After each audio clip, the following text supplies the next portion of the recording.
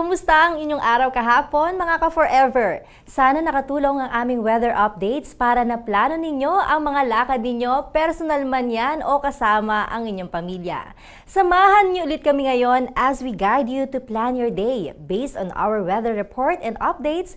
Kaya nood lang, mga ka-forever! We are the Philippines' newest and most comprehensive real-time authority on the latest weather updates. Ako po si Jel Miranda, ang inyong ka-forever. At ito ang DOSTv, the Filipino Weather Channel. Dahil weather is forever. Reporting live from the Pag-asa Weather and Flood Forecasting Center. Mapapanood nyo kami Monday to Friday at 11 a.m. to 12 noon. Catch us at www.dostv.ph as we forecast vital information fresh from our Pag-asa weather stations all over the Philippines. And for today's episode, we will get to know more about STII, the agency behind DOSTv. Plus, nandyan pa rin syempre ang mga hugot panahon tweets sa What's the Weather With You? And for our docu, we will feature a new set of heroes called the Storm Chasers. Pero bago muna yan, alamin muna natin ang lagay ng panahon. Heto na po ang ating Pag-asa correspondent, Mr. Benison Estareja. Mr. Benison, how is our weather for today?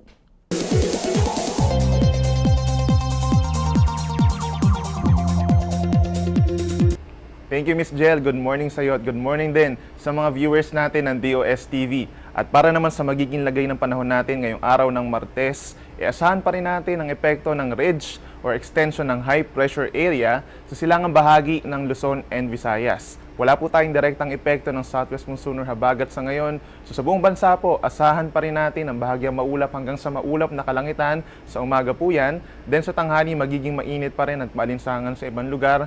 And then sa hapon o gabi, asahan na rin ang mga panandaliang pagulan or pagkidlat, pagkulog. Samantala, wala naman tayong gale warning, so pwede namang maglayag ang anumang uri ng sasakyang pandagat. And so far, wala tayong namamataang low pressure area or bagyo sa loob or paligid ng PAR. Yan muna ang latest mula dito sa Weather Forecasting Center ng Pag-asa DOST. Ako po si Benison Estareja, reporting for DOSTv.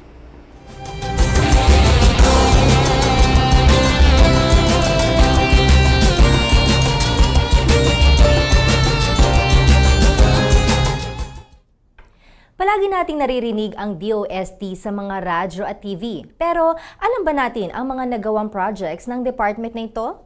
Alamin ang kanilang mga latest updates at projects dito lang sa DOSTv Flash Report.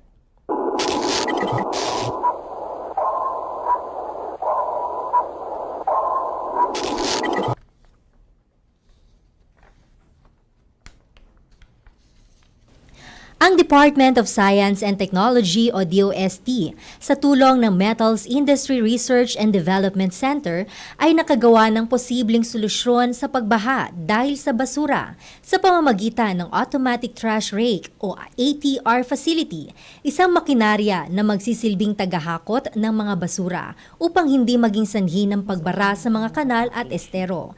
Ang ATR ay may nakahanay na conveyor type garbage collection mechanism na mas mabilis makakolekta ng basura kumpara sa mano-manong paraan. Ang kauna-unahang pasilidad at inilag sa Balingasa Creek sa kanto ng Araneta Avenue at Mauban Street sa lungsod ng Quezon.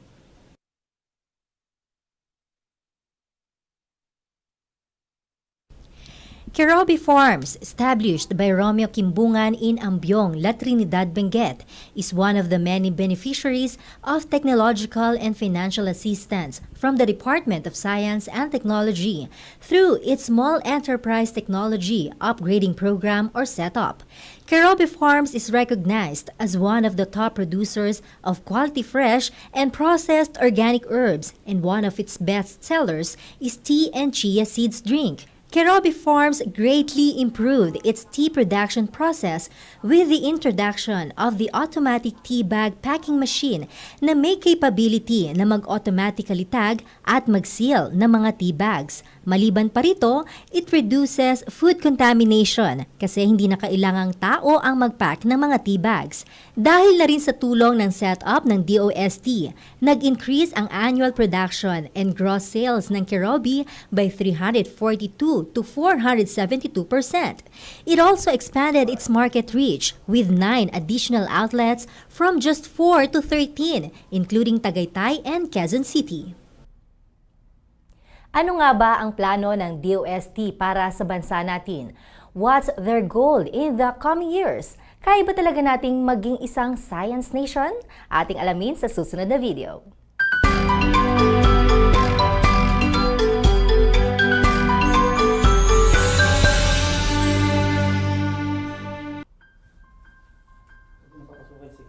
They say the strength of a nation is measured by its capacity to face the greatest challenges, by its willingness to look back and learn from what has come and gone, and to ensure a future where capability triumphs over adversity. But how is this possible? How can we face congestion, malnutrition, competition, hunger, disease, infestation, deficiency, inaccessibility, flooding, typhoon, earthquakes? How can we defy such enormous challenges? How can we turn things around? From scarcity to plenty, from delay to haste, from restraint to growth. How can we create living conditions worthy of modern times? The answer is in each and every one of us. We must be one nation with a heart that can imagine and a mind that can reason. One nation that can embrace nature, yet pursue what is relevant. One nation with science and technology at its core. A science nation. A science nation meeting global challenges. To become one, the Department of Science and Technology has envisioned 8 outcomes, like the first 2 cogwheels of a complex machine. These are 8 targets that will prepare us for a unified global community of the future. 8 goals that will give rise to greater progress, like seeds that will eventually grow into a lush tree. First outcome, science-based know-how and tools that will enable the agriculture sector to raise productivity to world-class standards. Outcome 1, teknolohiyang pandaigdigan sa pagsasaka at pangisdaan, tunay na maasahan. This means employing innovative scientific techniques to fight crop diseases, rehabilitate and manage agricultural areas, and achieve sustainable aquaculture in order to raise productivity and meet solid target yields. Second outcome, cost-effective and appropriate technologies that enable MSMEs to develop and produce competitive products that meet world-class standards. Pamayanan at kabuhayan ni Juan, SNT ang kailangan. With this in mind, we have established assistance programs and developed innovations to equip local enterprises in their technological leap for a global edge. Third outcome, state-of-the-art facilities and capabilities that enable local industries to move up the value chain and attain global competitiveness. Galing ni Juan para sa bayan, para sa ASEAN. We have built highly advanced facilities to support local industries and developed homegrown technologies to serve the greater population and help them soar to new heights. Fourth outcome, turning the Philippines into a global leader in information technology, business process management services, generating direct employment of 1.3 million Filipinos. ITBPM, driving innovation in the countryside. We have created programs to enhance human resource capabilities in the country, bolstering our advantage in business process outsourcing services. Fifth outcome, ICT-based transformation of governance, broadening access to government services for those in the countryside. Building smarter Philippines through e-government. We have begun to establish an integrated interoperable government communications infrastructure and are seeking to expand ICT access throughout the country, as well as utilizing available communication bandwidths for the delivery of crucial government services to far-flung locations. Sixth outcome, improve quality healthcare and quality of life through science, technology, and innovation. Lakbay Kalusugan, join na! We are continuously promoting good nutrition and introducing locally developed technologies to detect, contain, and counter diseases, as well as improve health and sanitation. Seventh outcome, highly skilled and globally competitive science and technology human resources in support of the national science and technology programs. Iskolar ng Agham, Scientist ng Bayan. We are in the process of expanding our scholarship programs to accommodate more qualified students who can be future science and technology professionals, as well as reaching out to students from remote towns with this life-changing opportunity. And for our eighth outcome, science-based information on weather, climate change, and geological hazards. Iba na ang panahon, siyensa at teknolohiya, maasahan tungo sa ligtas na pamayanan. We have started to create a more responsive disaster management program through state-of-the-art technologies, best practices, and tools, as well as kick-started a campaign to educate local governments all around the country. We now have the skills, manpower, and technology to make it happen. This will be our edge. 8 outcomes to empower every Filipino so that we can welcome change with courage and confidence. Come and let us work together to become a science nation.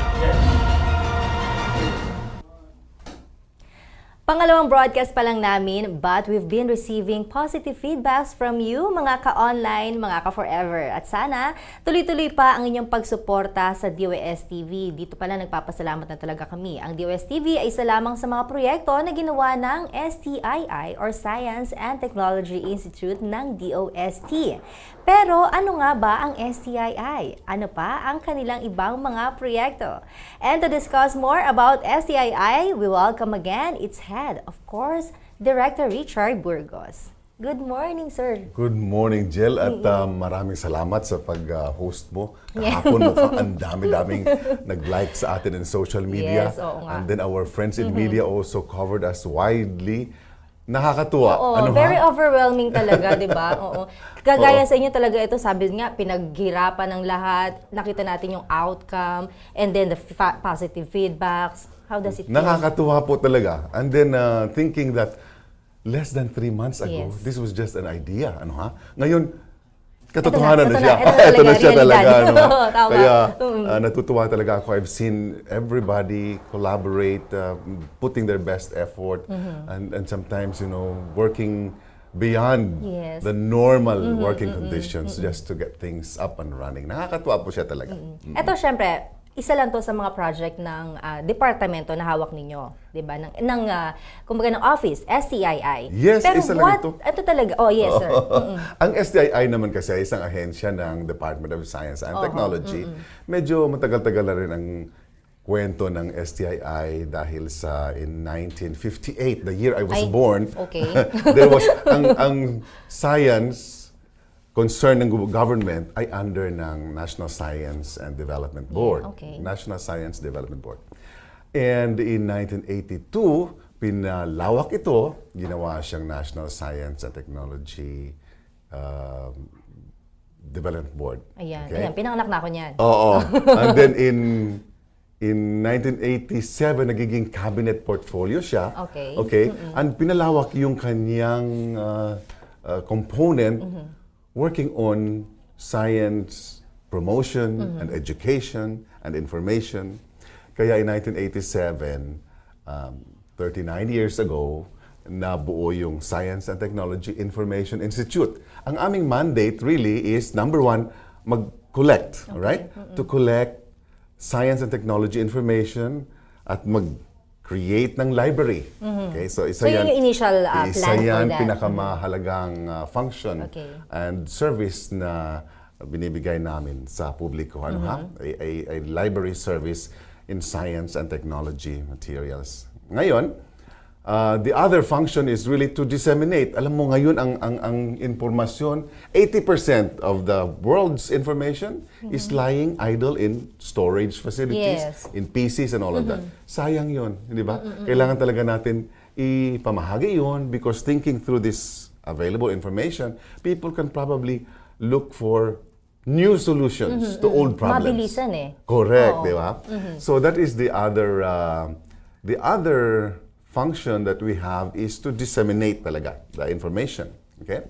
So we produce materials like print materials, even audio materials and all of that para mabahagi, maipamahagi natin sa ating mamamayan ang tungkol sa siyensya at teknolohiya sa ating bansa.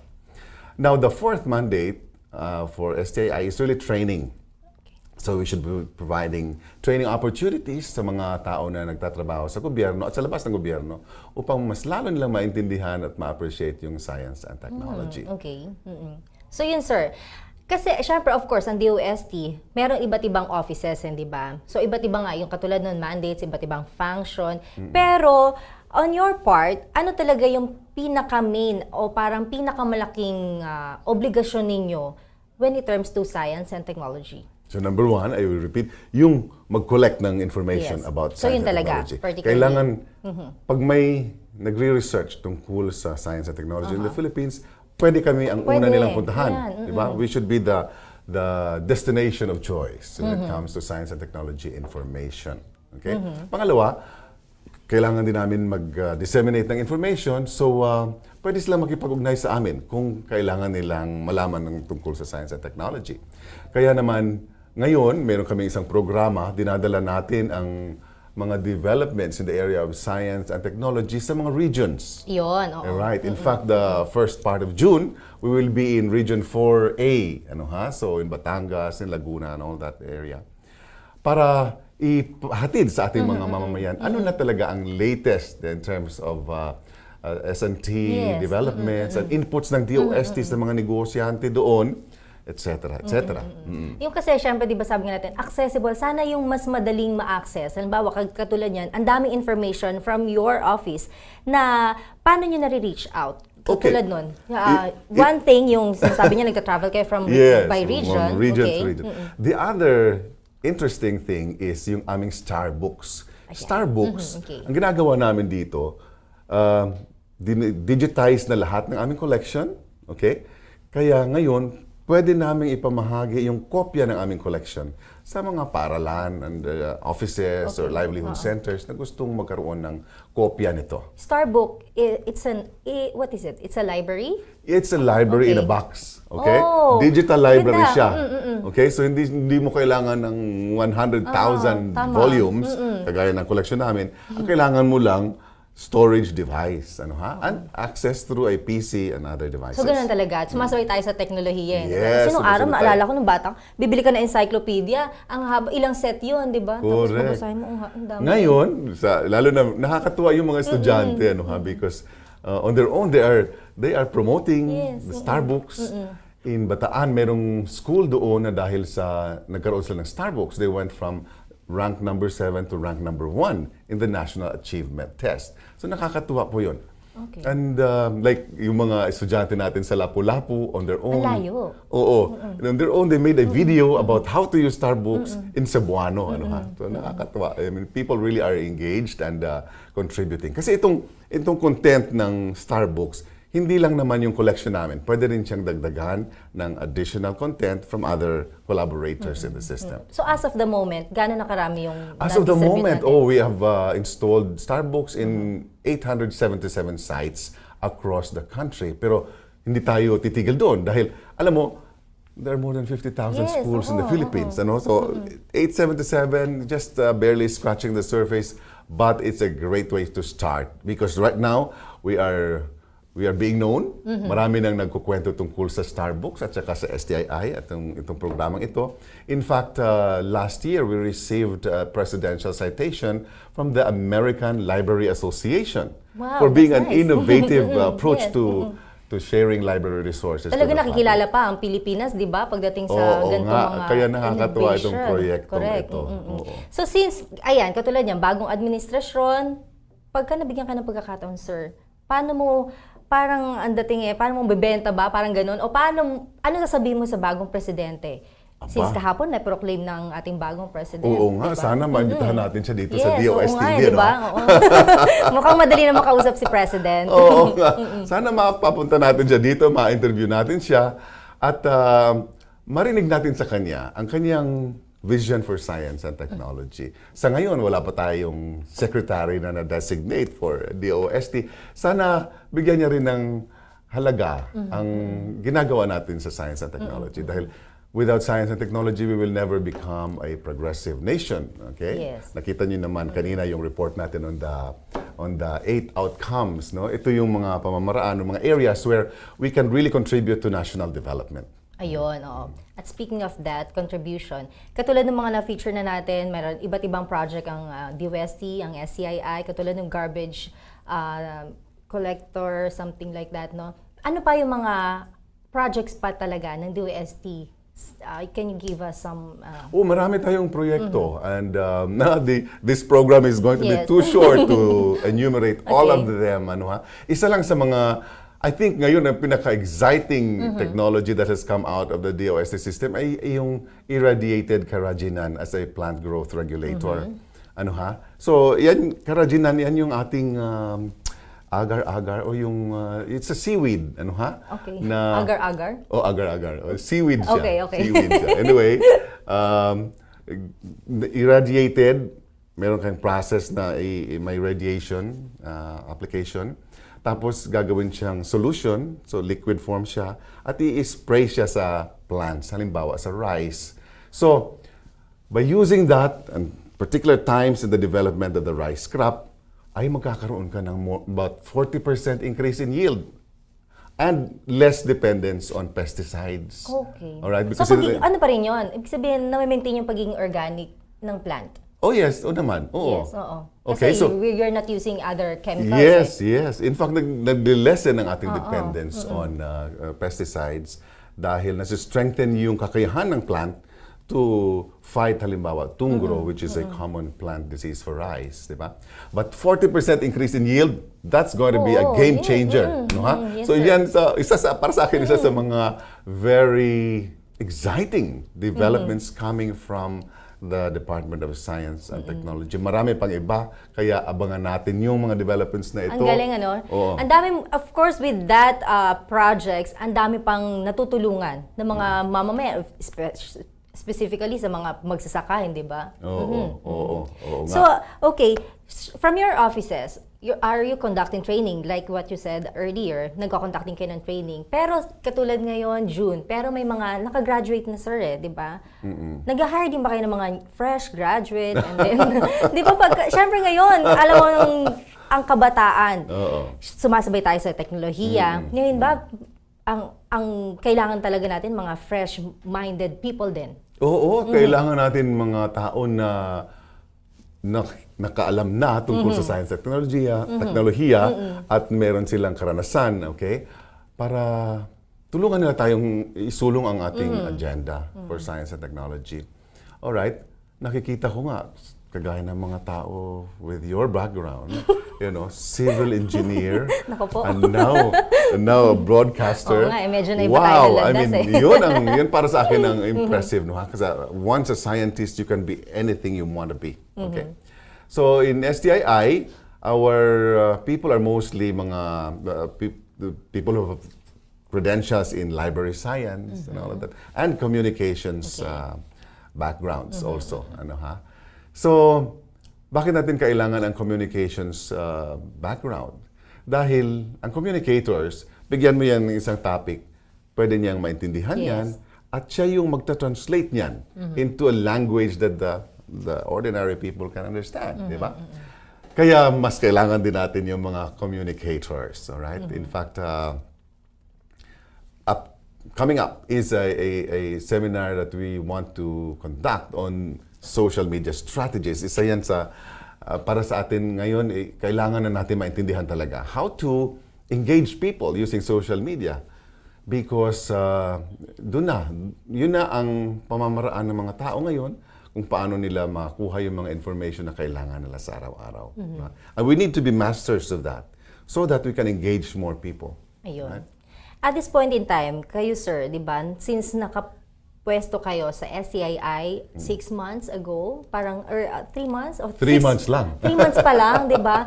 Do you have long-term plan or meron ka na ba talagang nakalatag na plano for your office na talagang kapaki-pakinabang? Of course, lagi tayo nag-ready for giving service to our people. Alam mo, I took office on the 8th of March. So that's less than 3 months ago. At ang una kong ginawa ay pinatanggal ko yung malaking whiteboard kung saan nakalagay yung schedule ng Office of the Director and all of that. Kasi sabi ko, parang ang laki-laki niyan, sayang yung space. Samantalang hindi na natin kailangan yan. Why? Kasi ang aking schedule ay nasa cellphone na, di ba? Totoo yan. I mean, hindi mo na talaga kailangan. So, I come from a varied background and I spent 13 years in the IT industry. Kailangan na natin gamitin talaga ang ICT in communicating the results of science and technology in the country. So isa lang yun sa mga maraming paraan, no? Na mag-shortcut na tayo. We can level up. We can leapfrog, in fact, to the next stage of development, no? Using technology. Yes. So yun, tanggal ang bulletin board. Whiteboard. Ang whiteboard. Okay. But ang una ko ring tinanong sa mga tao ko doon is like, saan tayo ngayon? And the next question, which was more naughty and more provoking, was, what else can we do differently? Kasi pag patuloy na ginagawa mo yung ginagawa mo ngayon, ay ang results mo pareho lang. Di ba? Kung gusto mo ng magkaibang results, gumawa ka ng iba na naman. Di ba? For example, I noticed na yung clipping, media clipping, ginagawa namin yan manually, yes, di ba? Yes. So, hindi niya rin ginagawa yun? Ano na rin ngayon, yung manual? gusto natin i-outsource na lang yan. Sayang yung tao, yung human resource mo, they can do greater analysis of issues and recognition of emerging issues for us. Instead of just clipping. Kaya, dapat value addition na lang tayo doon. The other thing I noticed is, kailangan natin i-outsource yung halimbawa perception research, okay? And that's why in 2015 nagkaroon naman ng SWS survey. And very revealing yung information na nakalap natin dito. Halimbawa, only 80% of the people know about pag-asa. Pag-asa, everyday yan nasa television yan, di ba? But only 80% of the people know about pag-asa. So that's 8 out of 10 Filipinos, okay? Now, of the 8, only half of them know that pag-asa is under DOST. So meron tayong mga gaps in perception and understanding of how we work. So, yun pa lang, ang dami mong kailangan gawin. Ang dami mong kailangan gawin. Okay? If you go to FIVOX, another agency under DOST, 7 out of 10 recognize FIVOX. All right? Have heard about it or know something about it. But of the 7, half lang yung may alam na under DOST siya. Oo. Okay? Kasi akala nila, isang departamento na to na, yun, main office, department of FIVOX. Parang ganun no? Oo. And if you go to Food and Nutrition Research Institute, even under pa rin yan ng DOST. Oo. 40% na lang. I mean, ang nakakaalam na merong FNRI and kung anong ginagawa nila, di ba? So, ang laki pa. There's a very big gap. And we really need to work harder to communicate better what science and technology is doing for the Filipinos. So yun nga, katulad ng sinasabi niyo, sir, ano yung way para talagang maging aware yung publiko na eto ang DOST, eto yung organization under DOST, eto different areas. 'di ba? O In the parang- same survey ng SWS, we found out that 66% of the people who know about DOST through television.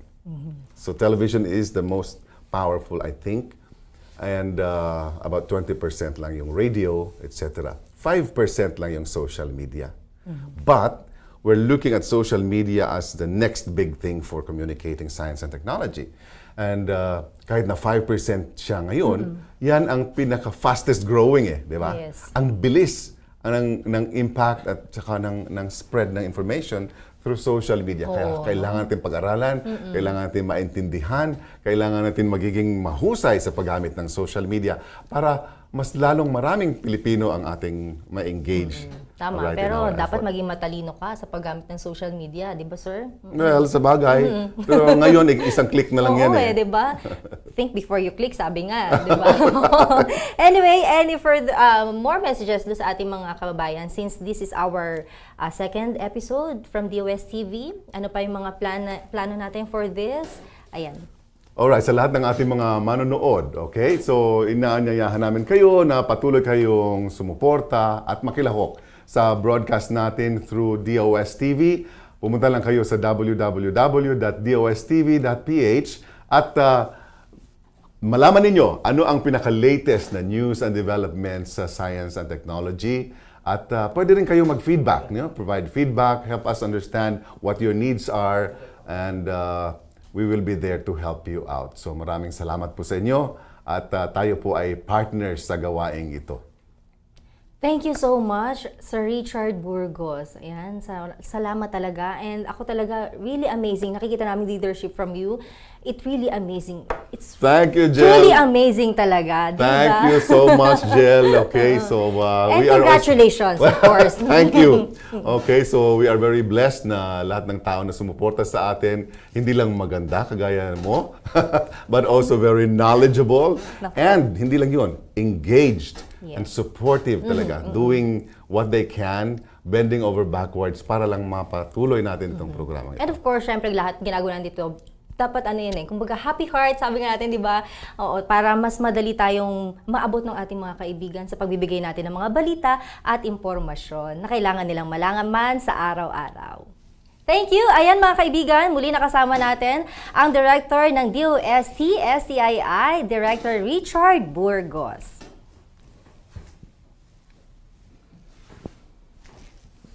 Samantala, mga ka-forever, usong-uso na ngayon ang mga hugot lines o hugot lines. Masaya man tayo o malungkot, kadalasan may mga hugot. Mahilig tayong mag-post sa ating mga social media accounts. At pati nga sa mga hugot ay may kinalaman pa rin ang panahon. Heto po ang ilan sa aming mga paboritong hugot panahon tweets dito sa What's the Weather With You?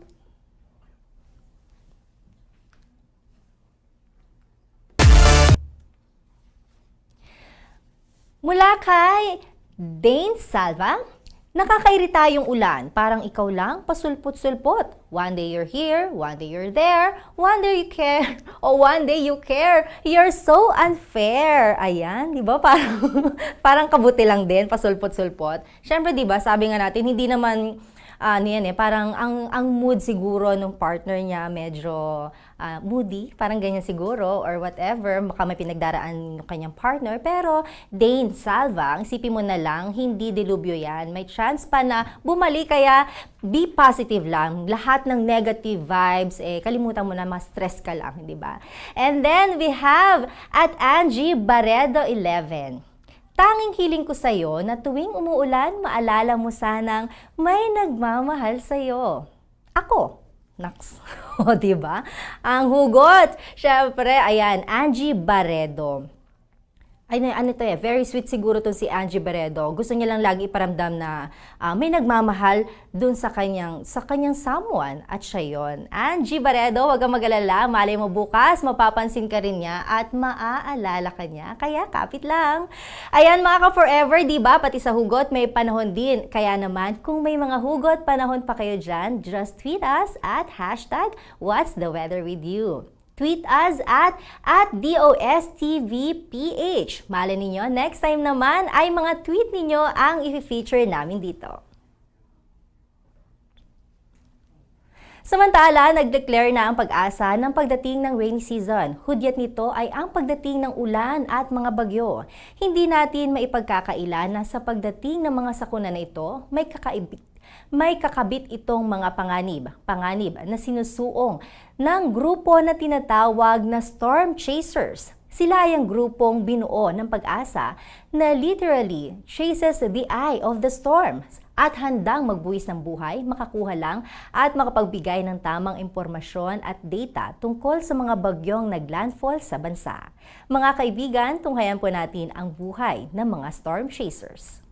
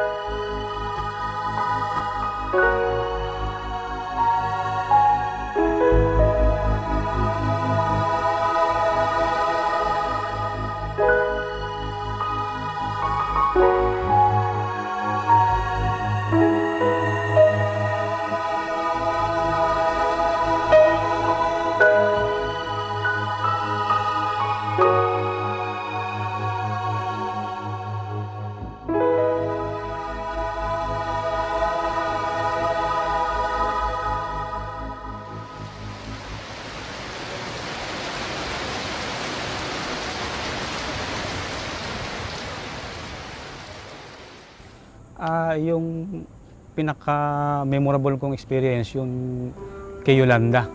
Talagang nandiriyan ang bagyo na wala kang masilungan dahil walang mga buildings, no? Dahil nasa field kayo. Lalo na kung yung bagyong dumaan doon sa lugar mo, papuntang Manila or malapit sa Manila, siyempre ang iisipin mo naman, yung pamilya mo naman. Lalo na pag may bugso yung malakas na hangin, ay napapaatras ka habang tinitignan mo yung lakas ng hangin. Nung gabi na kasagsagan ng bagyo, nasa loob kami ng sasakyan. And then, dadaan kami ng tulay, kasi lukuyang bumabaha noon. Nung kami malapit na sa may tulay, umaapaw na yung tubig sa aming harapan, sa windshield. Tumaas pa ng tubig, ay makukulong na kami dun sa loob. Kay dumaan ng bagyo, kay lumis ang bagyo, andun yung kaba, takot na maaaring yun na yung huling araw namin, o kaya may madisgrasya sa amin, may masugatan. Binababa ko yung gamit ko dun sa loob ng stasyon, ay bigla na lang nagkaroon ng tubig dun sa sahig. Wala pang 10 minutes, ay nasa ibabaw na kami ng lamesa. Kasi yung tubig ay halos lampasan ng lamesa. And magdamag kami sa ibabaw ng lamesa na nakaupo. Ako as a first timer, medyo excited pa. Kasi kumbaga di ko pa alam kung ano i-expect ko, pero mas nangingibabaw yung excitement kaysa doon sa kaba, knowing na bagyo yung pupuntahan namin. Walang atrasan. Kung talagang tinawag ka, trabaho natin tinanggap mo maging storm chaser, kailangan sumama ka. Way back 1995 yata, during the Rusing, talagang na-experience namin yung gaano kalakas yung hangin, gaano kalakas. And then we stranded for 15 days. Talagang inabutan kami ng mismo. Or yung lugar namin malapit doon sa dinaanan ng bagyo. At talagang na-experience namin na talagang hinihintay na lang namin matanggal yung bubungan ng aming station. But awa naman ng Diyos, ito buhay pa.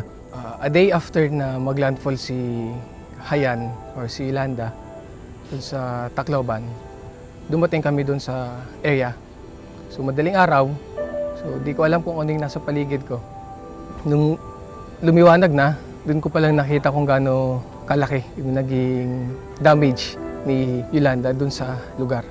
So madami akong nakita mga patay na tao along the street.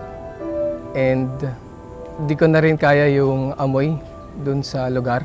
Nakakapanlo mo kasi parang maisip mo, paano kung ako yung nandun sa sitwasyon na yon? Parang very helpless yung mga tao kasi yung mga bahay nila wasak. papunta na kami ng Palo, siyempre dadaan kami ng San Juanico Bridge. So pagbaba namin sa San Juanico Bridge, naamoy na namin yung amoy ng mga bangkay na. Doon pa lang, marami na kami nakikitang mga patay na. And then pagdating sa Tacloban, makikita may mga sasakyan doon na patong-patong, pati mga bangkay na walang katapusan doon sa pagdaan mo ng kalsada, makikita mo ron.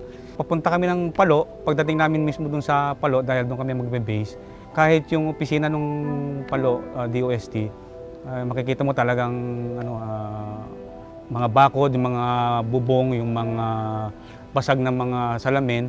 So, halatang napakalakas ng hangin. Halos lahat ng kabahayan doon sa paligid ng Tacloban Airport ay halos nawasak lahat. Doon lang ako nakakita ng tao na tabunan ng debris, ng mga kahoy, nang nakalabas yung paa, nakalabas lang yung ulo, nakalabas lang yung kamay. Iba na yung amoy talaga ng area na yon. Kung mahina-hina yung sikmura mo, ay hindi mo makakaya yon.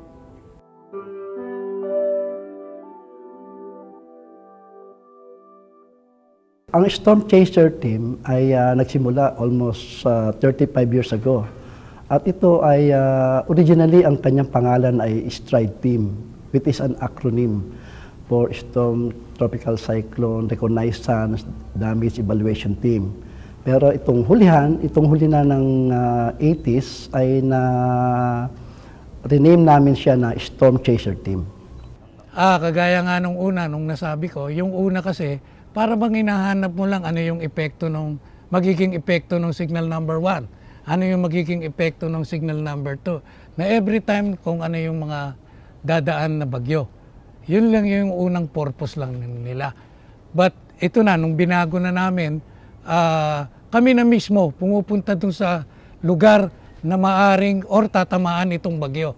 To help provide the mandate of Pag-asa, which is, of course, to give the accurate, timely weather forecast. At ang Storm Chaser team ay nadideploy sa area na kung saan tatama ang mata ng bagyo. Nagdi-disseminate information sa mga local official, nagko-conduct ng interview after the passage, kumukuha ng mga images, gumagawa ng mga reports. Ayun yung mga trabaho namin. At of course, 2 days or 3 days before, bago ito tumama, ay nandiyan na ang team. Ito ay para magbigay ng babala doon sa mga community na maapektuhan, ano ang kanilang paghahanda, at of course ay para ibigay din sa central office ang real-time data na nanggagaling o data na binibigay na itong bagyo sa community na tatamaan.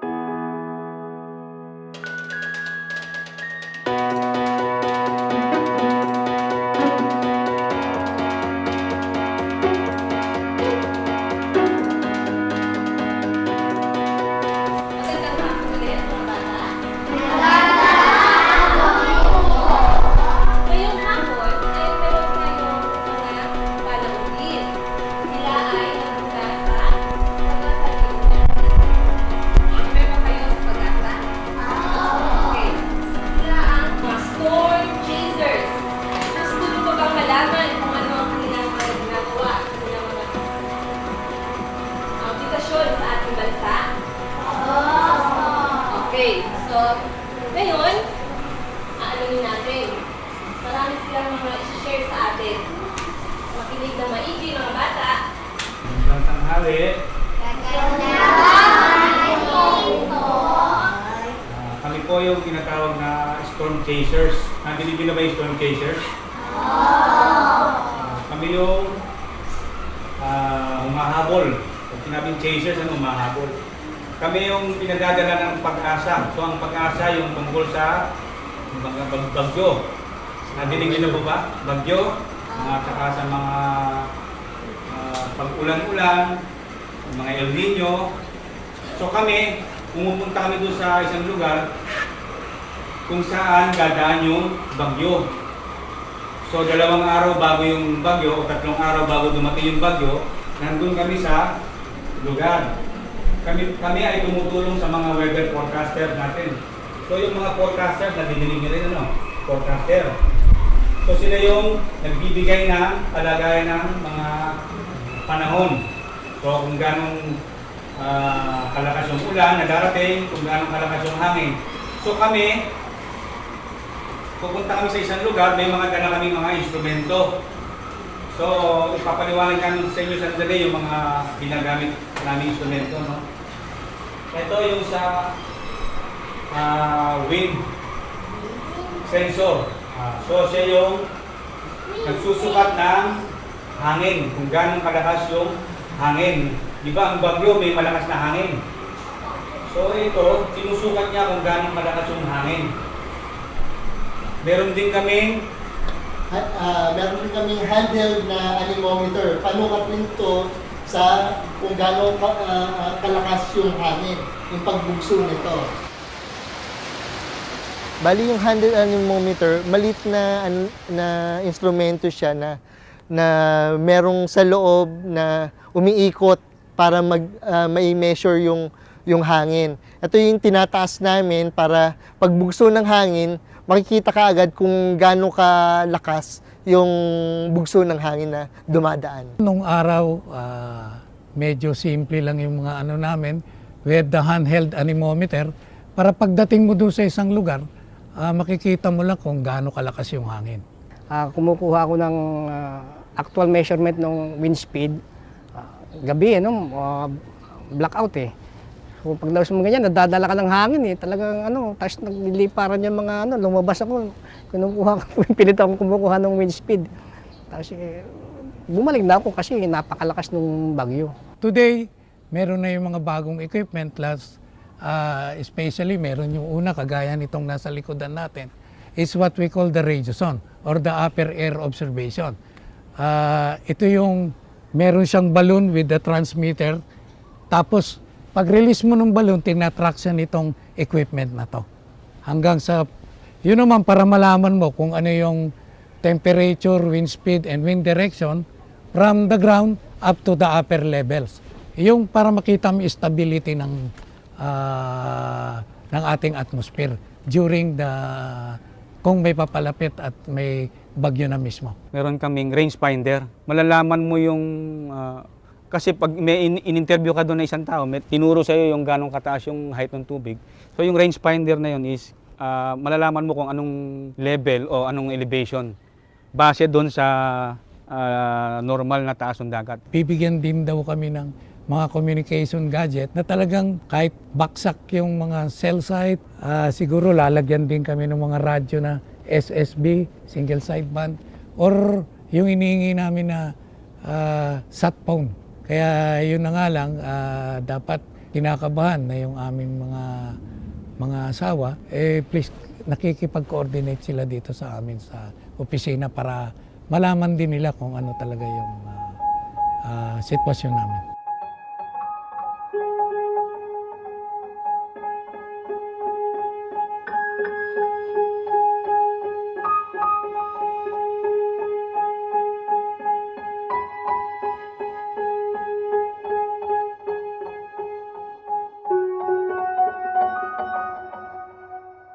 Ako po si Anita Tuason, 51 years old, plain housewife. Ang asawa ko po ay isang storm chaser. Noong una, sabi niya lang sa akin, member ako ng storm chaser. Sabi ko, ano yun? Sabi ko gano'n. Pag may bagyo, kami yung tatakbo, sabi niya. Ko, ano yun? Delikado yun, sabi ko sa kanya. Mahirap kaya yun? Huwag ka na lang kaya sumama doon nung una, sabi ko sa kanya. Kinukwento ko sa kanila, sabihin pala, sinasabi lang nila, delikado pala yung ano. Kaya lang sabi ko, for the love of the service, gaya na sinasabi ng mga kasama ko. Gusto niya yung work niya, syempre wala rin ako magagawa. parte ng trabaho kasi nila yun. Hindi na rin ako pwedeng umangal. Later on, alam niya yung trabaho ko at unang-una nga ako yung coordinator tapos ako yung unang aatras. Alam naman niya, basta sabi lang niya sa akin, ingat lang. Alam naman niya kung paano ako mag-ingat pag mga ganyang mga kalamidad. Pag dumarating na sila doon, pag meron pa kaming communication, kinukwento niya na eto, malakas ang ulan, nagbabagsakan ng mga puno, nagbabagsakan ng mga poste. Lalo ko ninenervyos pagka gano'n na yung kwento niya. Hindi ko na alam kung ano na nangyayari sa kanila, kung okay ba sila o hindi. Talagang ganyan, nasa tayo, nasa panganib lagi, lalo na yung mga landfall, yung mga parating na bagyo. Kaya lang, medyo ingat ng konti. Kung talagang oras mo na, hindi wala kang magagawa. Every time na aalis siya at wala siya rito, dasal na lang ang talagang pinangahawakan ko. Doon ko na lang dinadaan na sana ligtas sila sa lahat ng lakad nila, sa lahat ng sakuna na darating sa kanila. Yun lang ang pinakaano ko na lang, magdasal.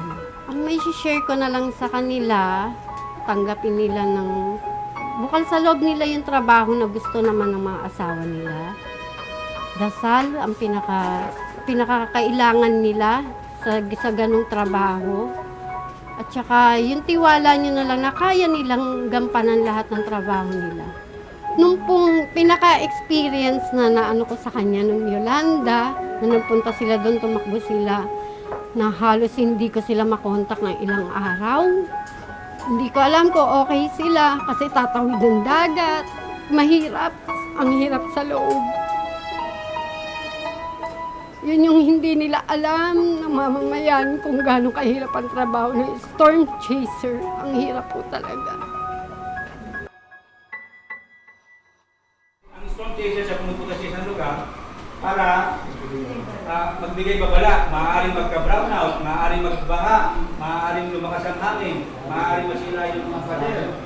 So, pag binigyan na tayo ng babala, sundin natin para maiwasan natin yung madisgrasya, di ba? So saan tayo pupunta na lugar? Siyempre, kung yung bahay mo kahoy lang tapos malapit sa dagat, anong gagawin nyo pag may bagyo? Likas. Yun. So ganun ang ginagawa namin sa lugar na pinupunta namin. So kami yung mga storm chaser. Ang Pag-asa naman mandated siya para magbigay ng kalagayan ng panahon. So kami, ang purpose namin is tumulong bukod sa forecaster natin, sa mga forecasting division. Ang storm chaser nakalaan na mag-assist dun sa sa dadaanan ng bagyo. Lalong-lalo na ang inuuna namin yung mga LGUs.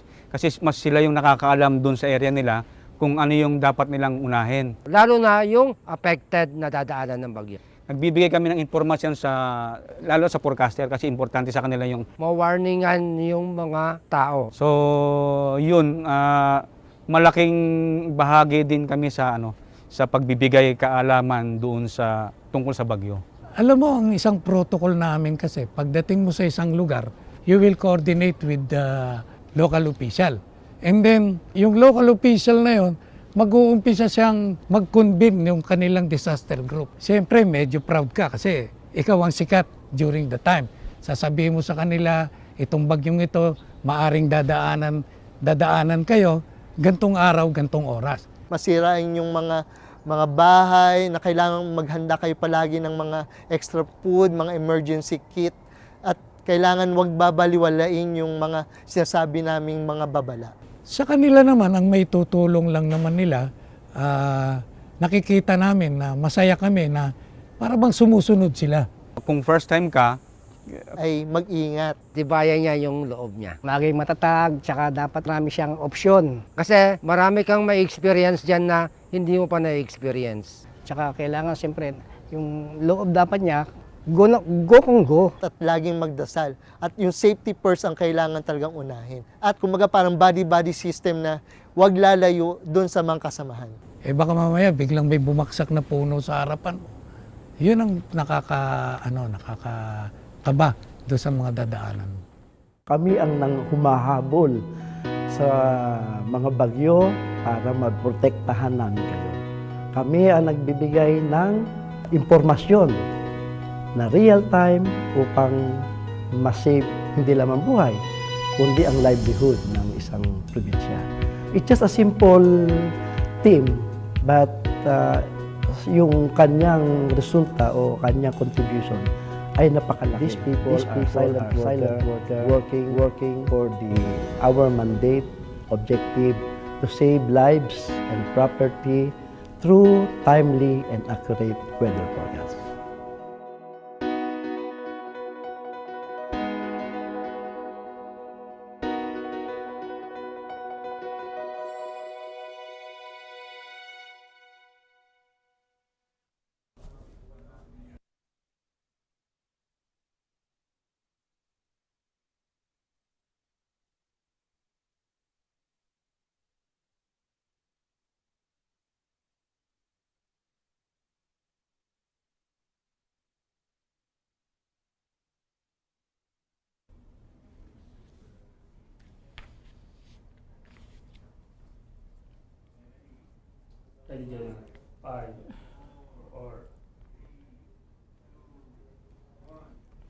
Wow, grabe. Sobrang nakakabilib at ayan mga kaibigan, nakita natin na hindi talaga biro yung kanilang mga gampanin para sa ating mga Pilipino. Kaya naman, saludo kami sa inyo mga sir, mabuhay ang Storm Chasers.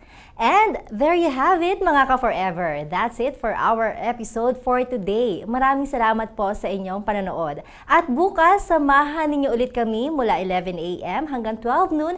Dito lang kami dahil weather lang ang laging nandyan. Tag-araw man o tag-ulan, hindi nang iiwan kahit sino ka man. Kami ang DOSTv na laging nandyan, may bagyo man, kulog o kidlat. Hindi namin kayo iiwan dahil laging tandaan, weather is forever.